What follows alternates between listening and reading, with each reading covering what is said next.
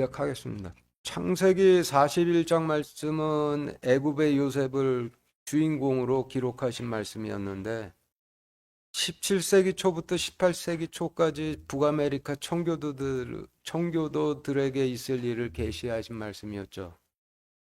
그런데 오늘 창세기 42장 말씀도 애굽의 요셉을 주인공으로 기록하셨고 창세기 말씀의 기록 방식은 대제사장 왕조를 기준으로 시간순으로 계시를 기록하신 말씀이니 오늘 창세기 42장 말씀은 북아메리카의 청교도들에게 있을 일을 계시하신 말씀이긴 말씀인데 시대적으로는 18세기 초 이후에 있을 일을 계시하신 말씀이 되겠죠. 18세기 북아메리카 청교도들에게 어떤 일이 있었는지 나누어 읽어보며 자세히 알아보도록 하겠습니다. 1절, 2절 같이 읽겠습니다. 시작. 이제 야곱이 이집트에 곡식이 있음을 보고 자기의 아들들에게 이르되 너희는 어찌하여 서로 쳐다만 보느냐 하며 또 이르되 보라 내가 들으니 이집트에 곡식이 있다 하는도다. 너희는 거기로 내려가서 우리를 위해 거기서 살아. 그러면 우리가 살고 죽지 아니하리라 하더라. 네, 지금 읽으신 말씀의 단어들을 정리해 보면 여러분들 교재표일 것 같은데 야곱은 신약 시대 최초의 대제사장인 바울의 대를 잇고 있는 18세기 초 대제사장들이라 볼 수도 있고 바울의 가르침이라고 볼 수도 있는데 양쪽의 경우 전부 해석은 같죠. 그 이유는 신약시대 대제사장 바울의 대를 잇고 있는 18세기 초의 대제사장들이 바울의 가르침을 계속 전하고 있을 테니까 그러니까 같겠죠. 그리고 이집트는 북아메리카를 의미하고 곡식은 맷돌질을 하기만 하면 바로 먹을 수 있는 식량을 의미하는데 사람이 먹지를 않으면 소멸되듯이 교회도 따르는 백성이 없으면 소멸이 되죠. 그래서 곡식이라 하시면 교회가 존립을 위해 맷돌질을 통해 통치권 아래로 흡수해야 할 백성들을 상징을 하겠죠. 그리고 신약 말씀에서 아들들은 교회의 지도자들이나 교회를 상징을 하고 내려가서는 유럽으로부터 북아메리카로 건너가서라는 의미이고 살아라는 의미는 돈을 지불하고 자신 교회들의 통치권 아래로 넘겨받으란 의미인데 교회가 돈을 지불하고 백성들을 자신들의 통치권 아래로 넘겨받는 경우는 돈을 들여서 줄인 자에게 먹을 것을 주고 목마른 자에게 마실 것을 주고 입을 것 없는 자에게 입을 것을 주고 병원을 세워서 병든 자들의 병을 고쳐주는 등의 육신적인 구제 활동을 펼쳐 백성들을 교회의 통치권 아래로 넘겨받는 경우가 되죠. 그런데 마태복음 25장 말씀에서 영적인 구제와 육신적인 구제를 명확하게 분리하시기를 영적인 구제는 하나님 약속의 씨를 뿌려 열매 맺은 백성들을 하나님 왕국으로 추수하는 것을 의미하는 반면 육신적인 구제는 돈으로 육신적인 구제 활동을 통해 종이나 노예를 교회의 통치권 아래로 넘겨받는 것을 의미한다 하셨으니 성경에서의 구원의 원리는 약속의 씨를 뿌리고 물을 줘 자라 열매를 맺으면은 백성으로 추수하는 것이 되겠죠. 그런데 2절 말씀에서 사라고 명령을 하고 있으니 약속의 씨를 뿌리고 물을 줘 자라 열매 맺으면 추수하는 과정은 생략을 해버리고 돈을 주고 종이나 노예를 사듯이 교회의 통치권 아래로 데려오라는 의미의 명령으로 구원의 진리와는 영, 그, 영, 맞지를 않죠. 그래서 성경에서는 돈을 주고 넘기고 넘겨받는 일을 사고 팔고라고 하시며 구원의 진리와는 부합되질 않는 부정적인 의미를 나타내고 있어요. 그리고 죽지 아니하리라라고 하시면 교회가 흡수할 백성들이 없어 소멸하지 아니하리라라는 의미이니 지금까지의 설명을 1절, 2절 말씀에 대입해 보면은 여러분들 교재 2와 같이 이제 바울의 대를 잇고 있는 18세기의 대제사장들이 북아메리카에 백성들이 있음을 보고 바울의 씨로 태어난 교회들에게 이르되 너희는 어찌하여 서로 쳐다만 보느냐 하며 또 이르되 보라 우리가 들으니 북아메리카에 백성들이 있다 하는도다. 너희는 거기로 건너가서 우리를 위해 거기서 육신적 구제 활동을 펼쳐 백성들을 교회의 통치권 아래로 넘겨받으라.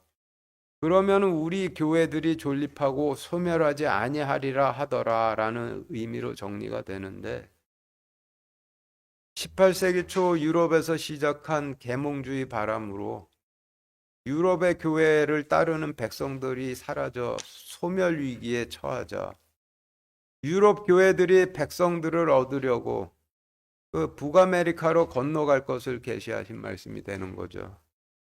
그런데 바울의 대를 잇고 있던 18세기의 지도자들이 너희는 가서 가르치고 아버지와 아들과 성령님의 이름으로 그들에게 침례를 주며 주님께서 너희에게 명령한 모든 것을 가르쳐 지키게 하라 라고 명령을 하지 않고 가서 살아라고 명령을 하였으니 18세기 초 북아메리카로 건너간 유럽 교회들은 약속의 씨를 뿌리고 물을 줘 추수하는 과정을 거치지 않고 유럽의 왕실과 교회들로부터 받은 후원금으로 육신적 구제 활동을 펼쳐 백성들을 교회 통치권 아래로 넘겨받겠다는 계획을 가지고 대규모로 북아메리카로 건너가게 될 것을 계시하신 말씀이 되는데 18세기 초 유럽에서 이런 일이 있을 것을 3400년 전에 계시하신 말씀이 되는 것이죠. 3절, 4절 같이 읽겠습니다. 시작. 요셉의 형 10사람이 이집트에서 곡식을 사려고 내려갔으나 야곱이 요셉의 동생 베냐민을 그의 형들과 함께 보내지 아니하였으니 이는 그가 말하기를 그에게 재난이 닥칠까 두렵다 하였기 때문이더라. 예, 지금 읽으신 말씀의 단어들을 정리해 보면 여러분들 교재표 3과 같은데 요셉은 바울이 로마에서 씨를 뿌려 태어난 로마 교회의 후손들로 18세기 초에는 북아메리카의 청교도가 되어 있었고 요셉의 형 10사람은 사도행전 시대 로마 교회보다 먼저 태어난 교회들로 사도행전 시대에 로마에 머물던 바울이 아시아, 소아시아, 그리스 지역의 백성들에게 서신서를 통해 씨를 뿌려 로마 교회보다 먼저 태어난 갈라디아, 에베소, 빌립보, 골로새, 빌레몬, 히브리 6교회와 아시아, 소아시아, 그리스 지역의 백성들 중 종의 성질을 가진 백성들에게 서신서로 씨를 뿌려 낳은 2교회와 로마의 백성들 중 종의 성질을 가진 백성들에게 씨를 뿌려 낳은 2교회, 도합 총 10교회의 후손이 되는 교회들이 되겠죠. 바울이 아시아, 소아시아, 그리스 지역의 백성들에게 서신서로 씨를 뿌려 낳은 6교회가 어딘지 알아보기 위해서 갈라디아서 6장 18절, 에베소서 6장 24절, 빌립보서 4장 23절, 골로새서 4장 18절, 빌레몬서 1장 추신, 히브리서 13장 25절, 볼드체로 밑줄 친 부분 주의해 가면서 같이 읽겠습니다. 시작.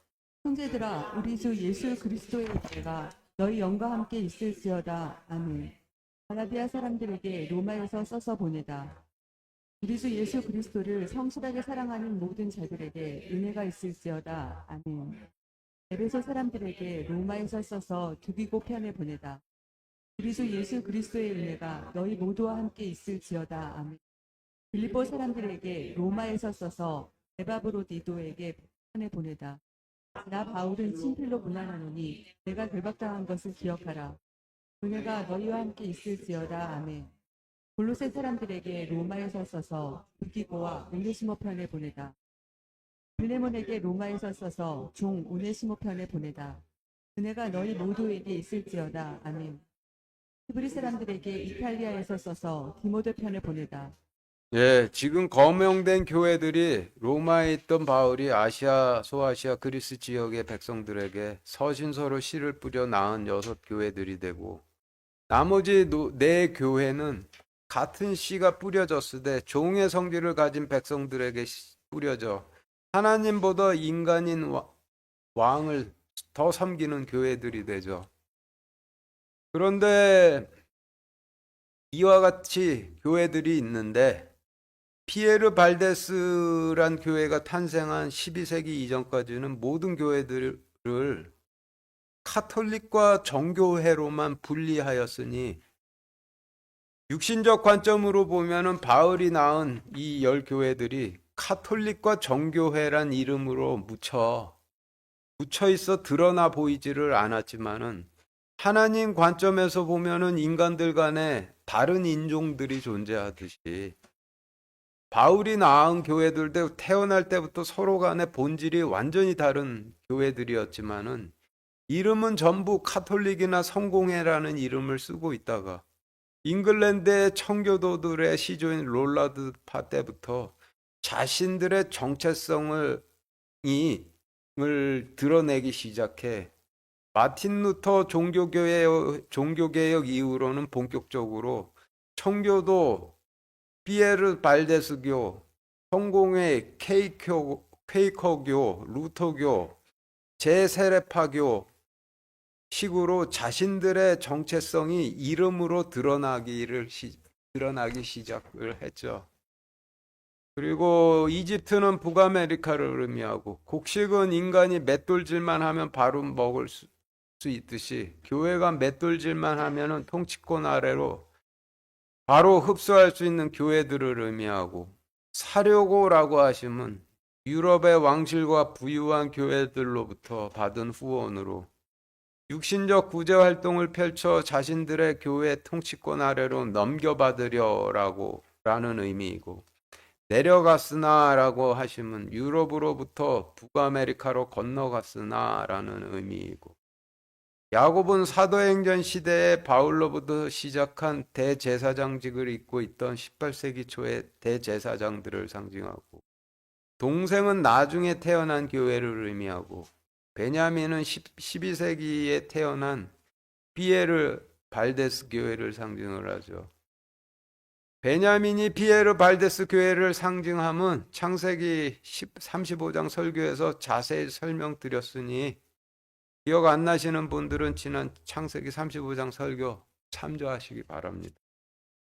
그래서 지금까지의 설명들을 3절, 4절 말씀에 대입해 보면은 여러분들 교재표 4와 같이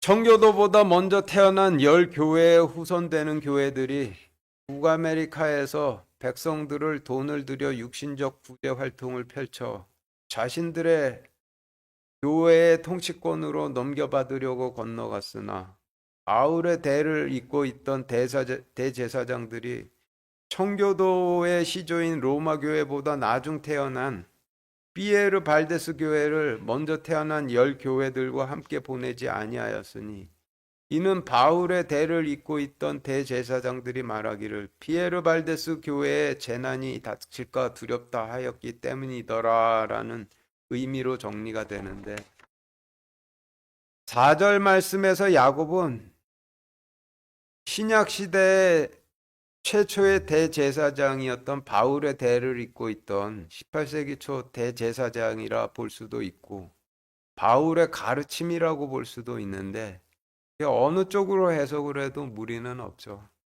그 이유는 신약 시대의 대제사장 바울의 대를 잇고 있던 18세기 초 대제사장들이 바울의 가르침을 계속 전하고 있을 테니까 같겠죠. 그런데 4절 말씀에는 바울의 가르침으로 해석하는 편이 좀 더 해석이 그 이야기가 매끄럽죠. 그래서 지금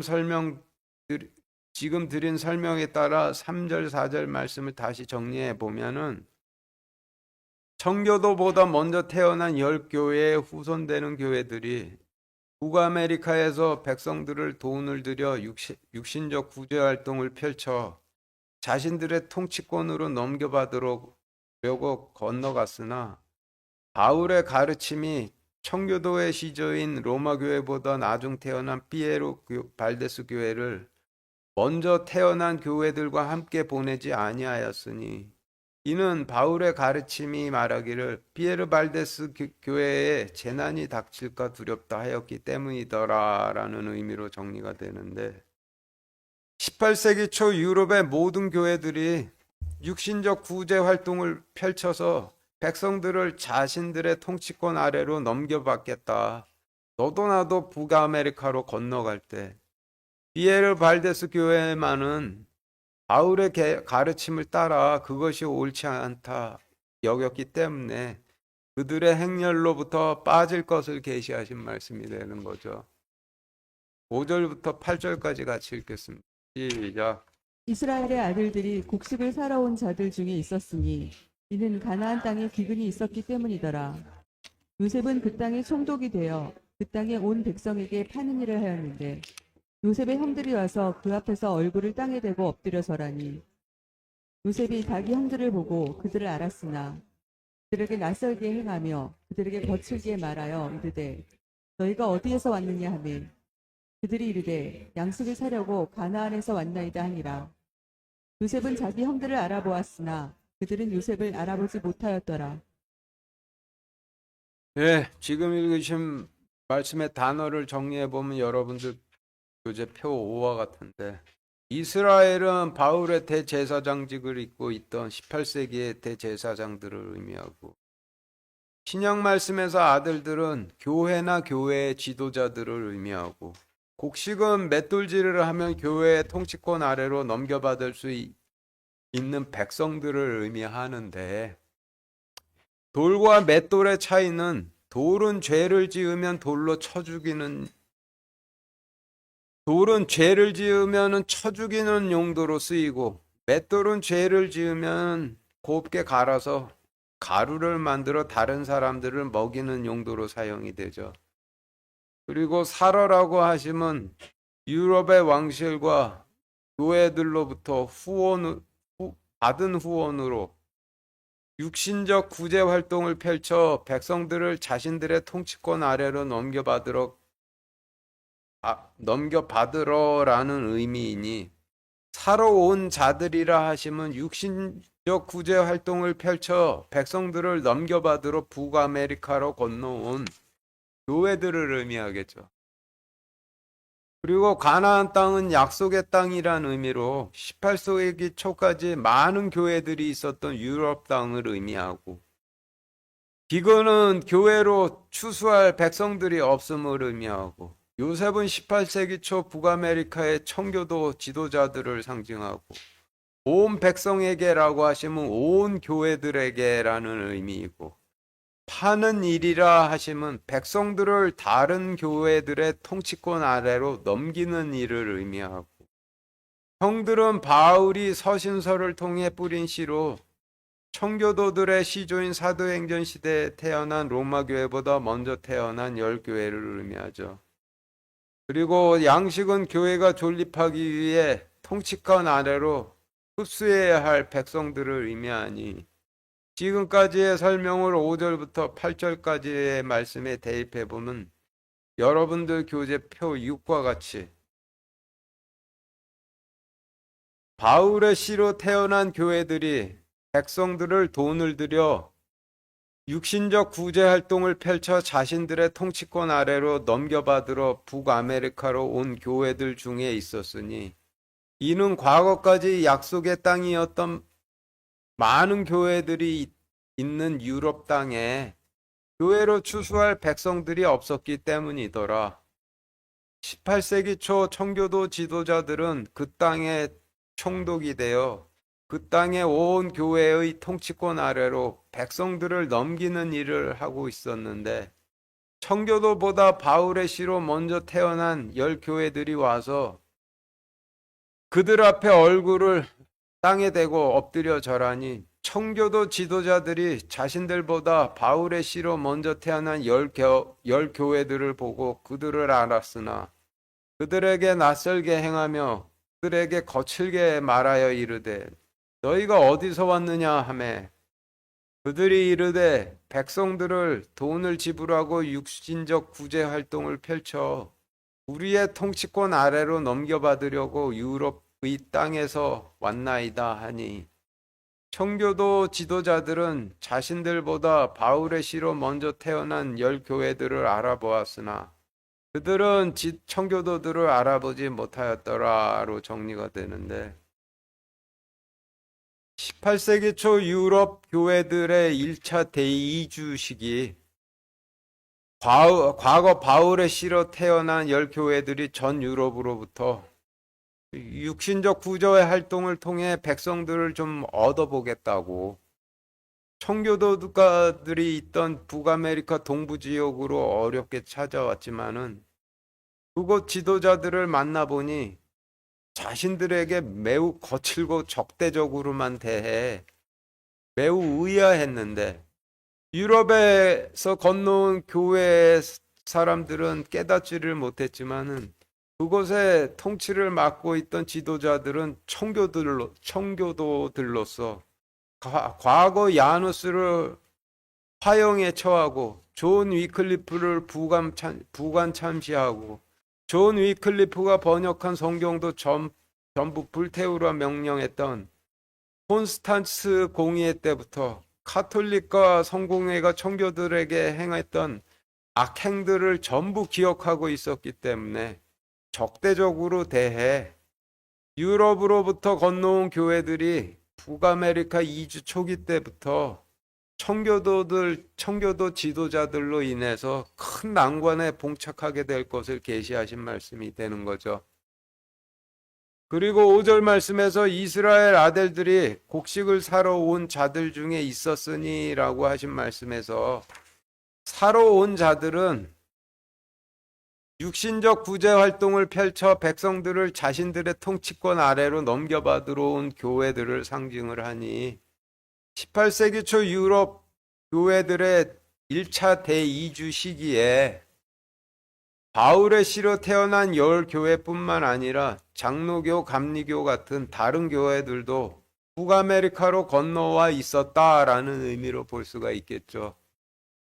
9절부터 11절까지 같이 읽겠습니다. 시작. 요셉이 자기가 그들에 관하여 꾼 꿈들을 기억하고 그들에게 이르되 너희는 정탐꾼이라 이 땅에 드러난 틈을 엿보려고 왔느니라 하니 그들이 그에게 이르되 내 주여 아니니이다.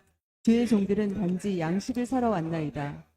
우리는 다 한 사람의 아들들로서 진실한 자들이 오며 주의 종들은 결코 정탐꾼이 아니니이다 하니라.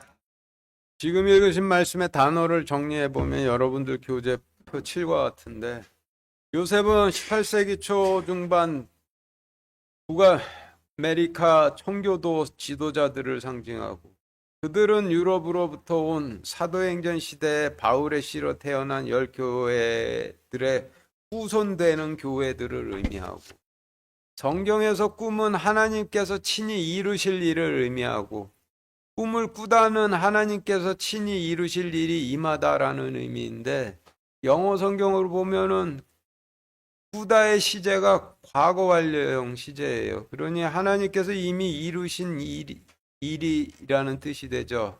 그러면은 10교회에 하나님께서 어떤 일을 이루셨는지 알아보기 위해서 창세기 37장 6절 7절 같이 읽겠습니다. 시작. 요셉이 그들에게 이르되 청하건대 내가 꾼 이 꿈을 들으소서. 보소서 우리가 들에서 곡식단을 묶고 있는데 보소서 내 단은 일어나 똑바로 서고 보소서 형들의 당은 둘러서서 내 단에게 경의를 표하였나이다 하네. 예, 지금 읽으신 말씀은 잉글랜드의 초기 청교도들에게 하나님께서 청교도들을 통해 친히 이루실 일을 계시로 주신 말씀으로 청교도들은 하나님께서 받으실 좋은 백성들을 거두고 청교도들을 박해하게 될 카톨릭과 성공회 교회들은 그렇지를 못할 것을 이란 의미인데 18세기 초에 이 말씀들이 완전하게 성취가 돼서 거지가 된 유럽의 교회들이 육신적 구제 활동이라도 펼쳐 백성들을 좀 얻어 교회의 소멸을 피해 보겠다. 청교도들을 찾아와 호의를 베풀어 달라고 엎드려 구하고 있는 것이죠. 그러니 청교도 지도자들의 관점에서는 유럽에서 건너온 교회들이 자신들의 백성이나 가로채거나 아니면 압살롬처럼 백성들의 마음을 돈으로 훔쳐 반란이나 일으킬 불순분자로나 의심할 수밖에 없죠. 그리고 양식은 교회가 존립하기 위해서 통치권 아래로 흡수해야 할 백성을 의미하고 살어라고 하심은 유럽의 교회들로부터 받은 후원으로 육신적 구제 활동을 펼쳐 백성들을 자신들의 통치권 아래로 넘겨받으러라는 의미이고 한 사람의 아들들로서라고 함은 바울의 한시로 태어난 교회들로서라는 의미이고 진실한 자들이라 함은 진실한 교회라는 의미이죠. 그래서 지금까지의 설명을 9절부터 11절 말씀에 대입해 보면은 여러분들 교재 표 8과 같이 청교도 지도자들이 자신들이 그 교회들에 관하여 하나님께서 친히 이루신 일들을 자각하고 그 교회들에게 이르되 너희는 정탐꾼이라 이 땅에 드러난 틈을 엿보려고 왔느니라 하니 그 교회들이 청교도 지도자들에게 이르되 내 주여 아니니이다. 주의 종들은 단지 백성들을 유럽 왕실과 교회들로부터 받은 후원으로 육신적 구제 활동을 펼쳐 우리 교회들의 통치권 아래로 넘겨받으러 왔나이다. 우리는 다 바울의 한시로 태어난 교회들로서 진실한 교회들이며 주의 종들은 결코 정탐꾼이 아니니이다 하니라로 정리가 되는데 18세기 초 북아메리카에서 청교도들의 통치권 아래에 있던 잉글랜드 이주민들은 북아메리카 동부 해안 지역을 차지하고 있었고 프랑스는 캐나다와 미시시피 강 유역을 차지하고 있었고 스페인은 북아메리카 남서부와 플로리다를 차지하고 있었는데 이를 발판으로 자신들의 영토들을 더 확장하겠다. 경쟁을 하고 있었다고 하죠.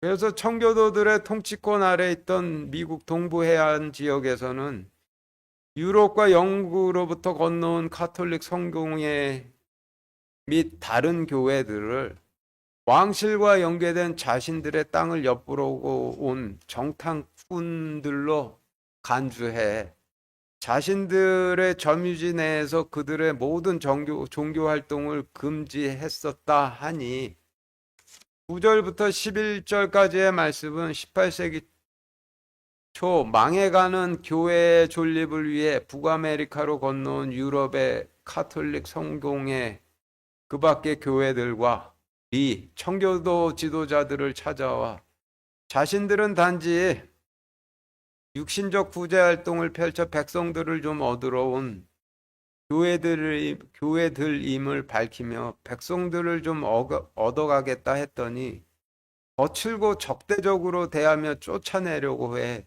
엎드려 호소까지 했는데 청교도 지도자들이 호소를 들어주기는커녕 오히려 그들을 유럽과 영국 왕실과 연계돼 보내진 정탐꾼으로 간주하기까지 하며 더욱더 적대적으로 돼 그들이 큰 어려움을 청교도들로 인해서 큰 어려움을 겪게 될 것을 계시하신 말씀이 되는 거죠. 12절부터 15절까지 같이 읽겠습니다. 시작. 요셉이 그들에게 이르되 아니라 너희가 이 땅에 드러난 틈을 엿보려고 왔느니라 하니 그들이 이르되 주의 종들은 12형제로서 가나안 땅에 있는 한 사람의 아들들이니이다. 보소서 막내는 이날 우리 아버지와 함께 있고 또 한 명은 없어졌나이다 하매 요셉이 그들에게 이르되 내가 너희에게 말하기를 너희는 정탐꾼이라 한 말이 바로 그것이니라. 너희는 이같이 하여 너희 말을 입증할지니라. 파라오의 생명을 두고 맹세하노니 너희 막내 동생이 여기에 오지 아니하면 너희가 여기에서 나가지 못하리라. 예, 지금 읽으신 말씀의 단어들을 정리해 보면 여러분들 교재표 부와 같은데 18세기 초까지는 청교도 지도자들이 유럽으로부터 온 교회들을 적대적으로 대하고 정탐꾼으로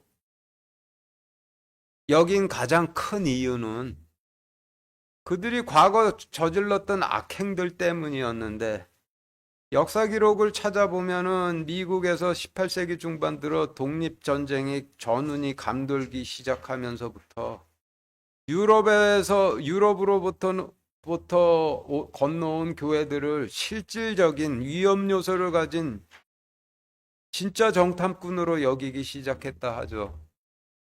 그래서 12절 말씀에서의 요셉은 청교도 지도자들이되 시대적으로는 미국 독립전쟁의 전운이 감돌던 18세기 중엽의 청교도 지도자들을 의미하고 그들은 유럽으로부터 건너온 열 교회들을 의미하고 형제로서라고 하시면 형제된 교회들로서라는 의미이고 가나안 땅은 신약 시대의 약속의 땅인 이방 땅으로서 많은 교회들이 있는 유럽 땅을 의미하고 한 사람이라 하시면 바울을 의미하니 한 사람의 아들들이라 하시면 바울의 한 씨로 태어난 교회들이란 의미가 되죠.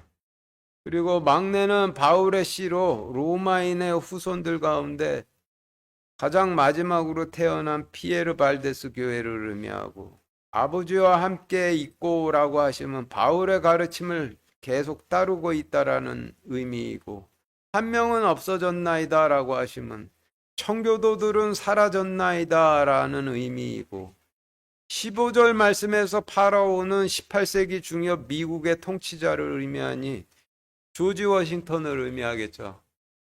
그리고 파라오의 생명을 걸고 맹세하노니라고 하시면 조지 워싱턴의 생명이 걸려 있어 맹세하노니라는 의미로 유럽에서 온 교회들이 정탐꾼이라면은 잠재적으로 조지 워싱턴의 생명도 노릴 수 있다라는 의미가 되는 거죠. 그래서 지금까지의 설명을 12절부터 15절 말씀에 대입해 보면은 여러분들 교재표 10과 같이 18세기 중엽 청교도 지도자들이 유럽에서 온 교회들에게 이르되 아니라 너희가 이 땅에 드러난 틈을 엿보러 왔느니라 하니 그 교회들이 이르되 주의 종들은 12교회들로서 많은 교회들이 있는 유럽 땅에 있는 바울의 한 씨로 태어난 교회들이니이다. 보소서 피에르 발데스 교회는 이날 바울의 가르침을 계속 따르고 있고 청교도는 없어졌나이다 하며 청교도 지도자들이 그 교회들에게 이르되 내가 너희에게 말하기를 너희는 정탐꾼이라 한 말이 바로 그것이니라. 너희는 이같이 하여 너희 말을 입증할지니라.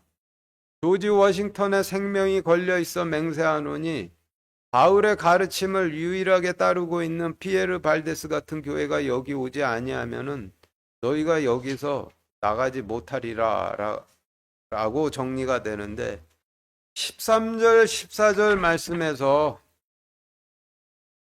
보소서 바울의 가르침을 따르고 있는 피에르 발데스 교회는 이날 바울의 가르침을 계속 따르고 있고 청교도는 없어졌나이다 하며 청교도 지도자들이 그 교회들에게 이르되 내가 너희에게 말하기를 너희는 정탐꾼이라 한 말이 바로 그것이니라 라고 드린 설명의 인과관계를 좀 살펴보면은 유럽에서 건너온 10교회들이 청교도 지도자들의 신문에 대해서 고하기를 바울의 가르침을 따르는 교회들 중 한 교회는 계속해서 바울의 가르침을 따르느라고 우리와 함께 오지 아니하였고 바울의 가르침을 따르고 있던 다른 한 교회인 청교도들은 있습니다라고 함은 우리들 중에는 바울의 가르침을 따르고 있는 교회가 없습니다 라고 자백하는 셈이 되죠. 그러니 청교도 지도자들이 그래서 우리가 너희를 정탐꾼이라 하는 것이니라 라고 하는 그런 의미가 되는 거죠. 18세기 초 유럽 교회의 소멸 위기로부터 벗어나고자 북아메리카로 건너온 카톨릭 성공회를 비롯한 많은 교회들이 청교도 지도자들을 찾아와 자신들이 정탐꾼이 아닌 신실한 교회임을 호소하며 구제 활동을 펼쳐 백성들을 좀 얻어가길 구해도 청교도 지도자들의 관점에서는 육신적 구제 활동을 펼쳐 백성을 얻어가겠다는 교회들의 발상이 너무 이상해. 오히려 더 적대적으로 대하다가 미국 독립전쟁 전운이 감돌기 시작하면서부터는 바울의 가르침을 따르는 진실한 교회와 함께 하지 않는 이상 그런 교회들은 실질적으로 조지 워싱턴의 생명까지 노릴 수 있는 유럽 왕실과 연계된 정탐꾼으로 여겨 나가지도 들어가지도 못하게 자유를 박탈할 것을 계시하신 말씀이라 볼 수가 있는데, 역사 기록을 찾아보면은 바울의 가르침을 따르던 피에르 발데스 교회가 처음 미국으로 건너간 때가 19세기 초중반 사이라 하니 19세기 초중반까지는 유럽으로부터 건너온 교회들이 청교도 지도자들에 의해 분명한 이유가 있는 심한 핍박을 받게 될 것이라는 말씀이 되는 것이죠. 16절 17절 같이 읽겠습니다. 시작. 너희 중에 한 사람을 보내어 너희 동생을 데려오게 하고 너희는 감옥에 갇혀 있으라. 내가 너희 말을 입증하여 너희 속에 진실함이 있는지 보리라. 파라오의 생명을 두고 맹세하노니 그리하지 아니하면 너희는 분명히 정탐꾼이니라 하고 그들을 다 사흘 동안 함께 감금하였더라. 네, 지금 읽으신 말씀의 단어를 정리해 보면 여러분들 교재표 11과 같은데, 신약 말씀에서 한 사람은 한 교회나 한 교회의 지도자를 의미하고, 막내 동생은 바울의 씨로 12세기에 태어나 18세기 중엽까지 유일하게 바울의 가르침을 따르고 있던 피에르 발데스 교회를 의미하는데, 그냥 바울의 가르침을 따르는 교회라고 해도 되죠. 그리고 감옥에 갇혀 있으라라고 함은 중죄인으로 간주해 모든 자유를 박탈하노라라는 의미이고, 12절 말씀부터의 시대적 배경은 18세기 중엽이니 16절 말씀에서 애굽의 통치자 파라오는 미국의 통치자 조지 워싱턴을 의미하고, 파라오의 생명을 두고 맹세하노니라고 함은 조지 워싱턴의 생명이 걸려 있어 맹세하노니라는 의미이고, 성경에서 사흘 동안은 주님께서 죽음 가운데 계셨던 기간이니 창세기 17절 말씀에서는 북아메리카로 건너온 유럽의 카톨릭 성경회를 비롯한 모든 교회들이 모든 자유를 박탈당해 주님처럼 죽음 가운데 던져져 큰 고통을 당한 기간을 의미하는데, 역사 기록을 찾아보면은 유럽으로부터 이주해온 교회들이 이주 초기부터 청교도 지도자들로부터 적대적으로 대우를 받다. 미국과 영국 간의 전쟁 시기에는 미국의 통치자 조지 워싱턴의 생명을 노릴 수도 있는 유럽 왕실과 연계된 정탐꾼으로 여겨서 이전보다 더 철저하게 감시하며 모든 자유를 박탈하였다 하니, 17절 말씀에서 사흘 동안이라 하심은 미국 독립전쟁 기간이라고 볼 수 있죠. 그리고 감금하였다라고 하시면 모든 자유를 박탈하였더라라는 의미가 되니, 지금까지의 설명을 16절 17절 말씀에 대입해 보면 여러분들 교재표 12와 같이 너희 중에 한 교회를 보내어 아직도 바울의 가르침을 따르고 있는 피에르 발데스 같은 교회를 데려오게 하고 너희 교회들은 모든 자유를 박탈하노라. 내가 너희 말을 입증하여 너희 속에 진실함이 있는지 보리라.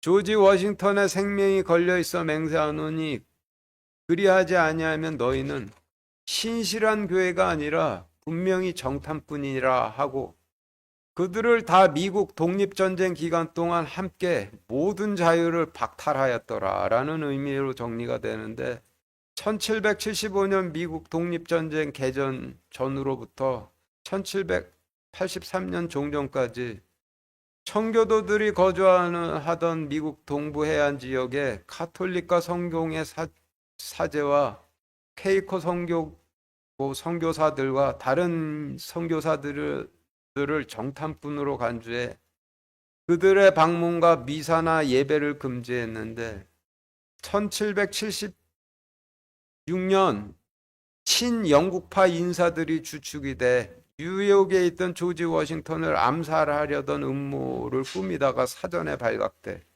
모두 반역대로 처형되는 사건이 벌어지자, 유럽부터 온 교회들을 자국 왕실들과 연결돼 있다는 이유로 이전보다 더 엄격히 제재하고 감시하며, 그 제재를 어겼을 때는 아주 가차없이 처형을 했다고 하죠. 그래서 17절 말씀에서 사흘 동안은 미국 독립전쟁 기간을 의미하고, 감금하였다라고 하시면 모든 자유를 박탈하였더라라는 의미이니, 17절 말씀에서 그들을 다 사흘 동안 감금하였더라라고 하시면 미국 독립전쟁 기간 유럽에서 들어온 모든 교회들이 잠재적으로 조지 워싱턴의 생명을 노릴 수 있는 자국 왕실과 연결된 정탐꾼으로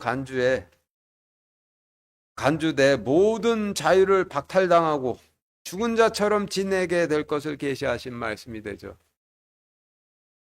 그리고 16절 말씀에서 요셉의 막내 동생을 데려오라 함은 청교도들이 유럽으로부터 들어온 교회들에게 아직까지 유일하게 바울의 가르침을 따르는 교회, 피에르 발데스 교회 같은 교회를 데려와 그들과 함께하면 너희도 신실한 교회임을 믿어주겠다라는 의미죠.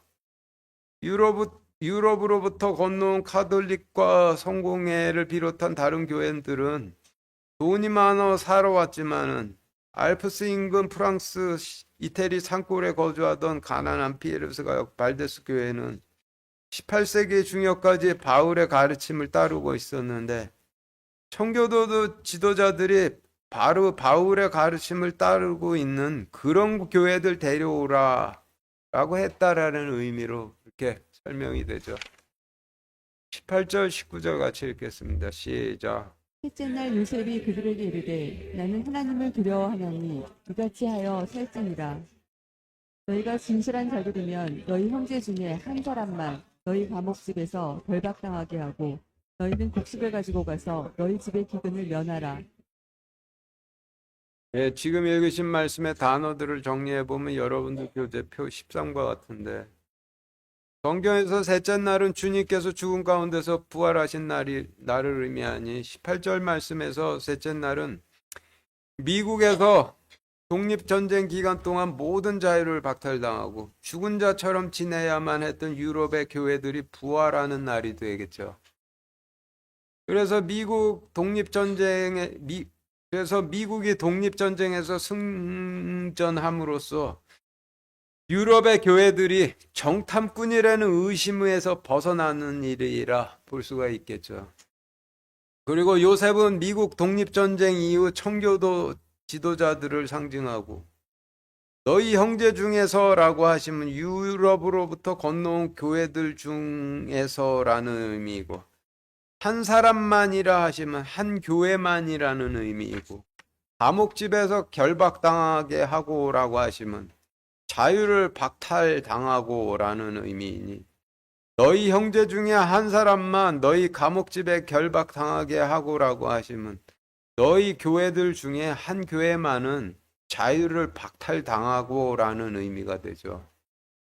그리고 곡식은 맷돌질을 하면은 교회의 통치권 아래로 바로 흡수할 백성들을 상징하고, 너희 집은 너희 교회들을 상징하고, 이근을 면하라 하심 너희 통치권 아래로 백성들을 넘겨받아 교회의 소멸을 면하라 라는 의미가 되니 지금까지의 설명을 18절 19절 말씀에 대입해 보면 여러분들 교재표 14와 같이 미국이 독립전쟁의 승전으로 모든 자유를 박탈당한 채 죽은 자처럼 지내던 유럽 교회들이 정탐꾼이라는 누명으로부터 풀려나는 날 청교도 지도자들이 유럽에서 건너온 교회들에게 이르되 우리는 하나님을 두려워하나니 이같이 하여 살지니라.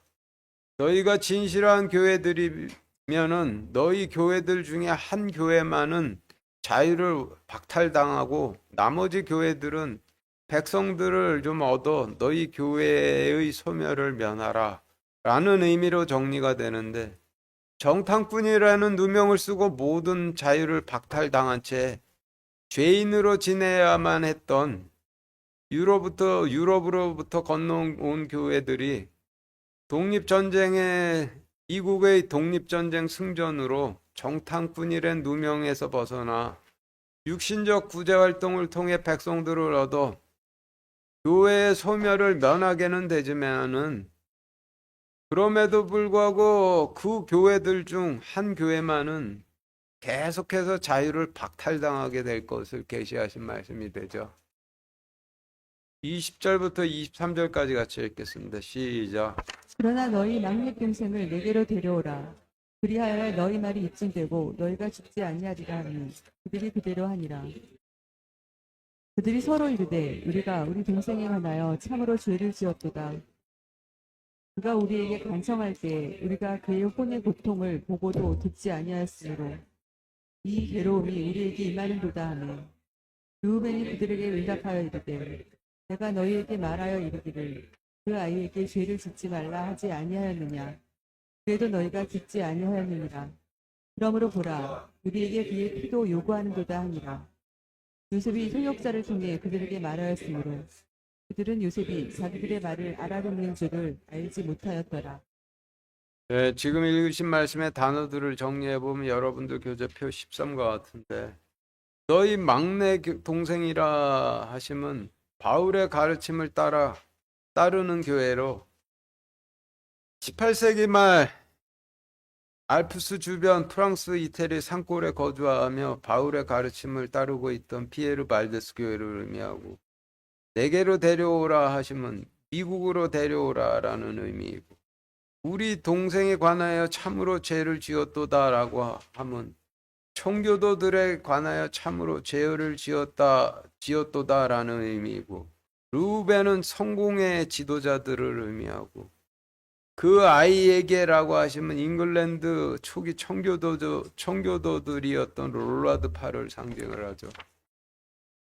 그래서 지금까지의 설명을 20절부터 23절 말씀에 대입해 보면은 여러분들 교재표 16과 같이 그러나 바울의 가르침을 따르는 피에르 발데스 같은 교회를 미국으로 데려오라.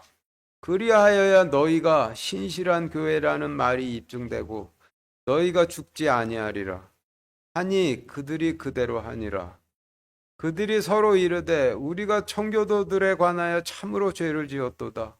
청교도들이 우리에게 간청할 때 우리가 그들의 혼의 고통을 보고도 듣지 아니하였으므로 이 괴로움이 우리에게 임하는도다 하매 성공의 지도자들이 카톨릭 교회들에게 응답하여 이르되 우리가 너희에게 말하기를 잉글랜드 초기 청교도들에게 죄를 짓지 말라 하지 아니하였느냐. 그래도 너희가 듣지 아니하였느니라. 그러므로 보라 우리에게 청교도들의 피도 요구하는도다 하니라. 청교도 지도자들이 통역자를 통해 그들에게 말하였으므로 그 교회들은 청교도 지도자들이 자신들의 말을 알아듣는 줄 알지 못하였더라로 정리가 되는데 미국으로 건너와 큰 고통을 겪어야 했던 유럽의 카톨릭과 성공회를 비롯한 모든 교회들이 미국 독립전쟁 이후 비로소 자신들이 과거의 청교도들에게 저질렀던 잘못들을 회개하고 더불어 이전에 자신들이 역시 박해했던 바울의 가르침을 따르는 피에르 발데스 같은 교회들에 대해서도 회개하며 관심을 갖게 될 것을 계시하신 말씀이 되죠. 오늘 설교는 여기까지인데 미국 18세기의 역사가 오늘 창세기 말씀과 일치하는지는 각자들 확인해 보시기 바라요. 마치겠습니다.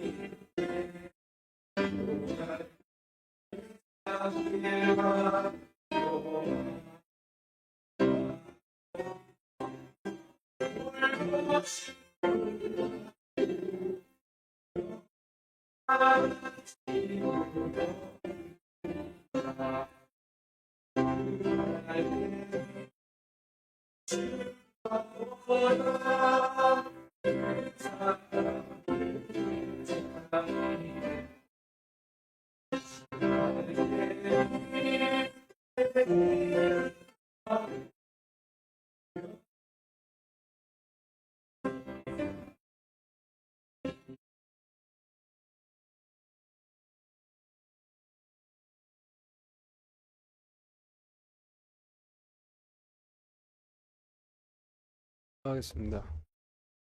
하나님, 요즘 주님께서 그 도둑처럼 찾아오실 날이 가까워졌음을 느낍니다.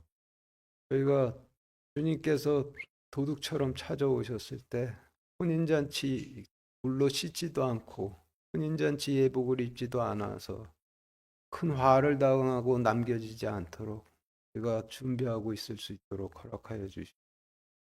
예수 그리스도 이름으로 기도드렸습니다. 아멘.